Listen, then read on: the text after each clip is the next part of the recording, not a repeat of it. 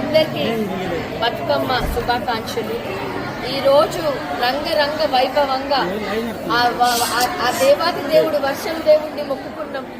దేవుడా, మేము ఎంతో ఆనందంగా ఇక్కడున్న రాజ్ ఠాకూర్ కుటుంబం, అక్క చెల్లెలందరూ ప్రతి సంవత్సరం లాగానే ఈ సంవత్సరం కూడా వాన దేవుడిని వాన ఆగాలని కోరుకున్నా.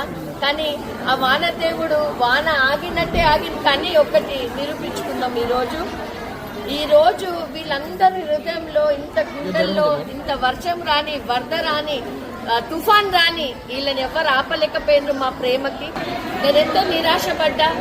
ఎంతో రంగరంగ వైభవంగా జరుపుకోవాలనుకున్నాము, అందరం కలిసి ఆడుకోవాలనుకున్నాము. కానీ ఆ దుర్గాదేవి తల్లి అంతకంటే మంచిగా ఈరోజు ఎంతో గ్రాండ్గా హ్యాపీగా మేము బతుకమ్మ ఇక్కడ యథావిధిగా ఆడుకునే విధంగా ఆటోలలో మీరు చూస్తూ ఉన్నారు.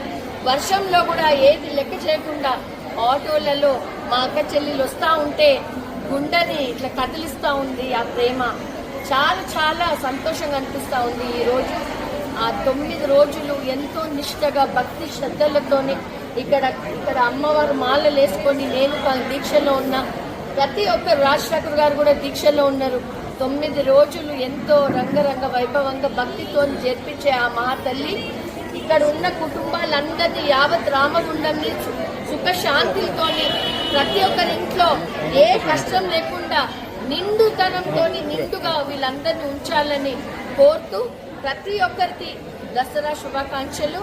29th ఆ దేవుడి దయ వల్ల వర్షం ఉండకూడదని కోరుతూ, వర్షం ఉన్నా ఇట్లనే ఆడతామని తెలియజేస్తూ ధన్యవాదాలు.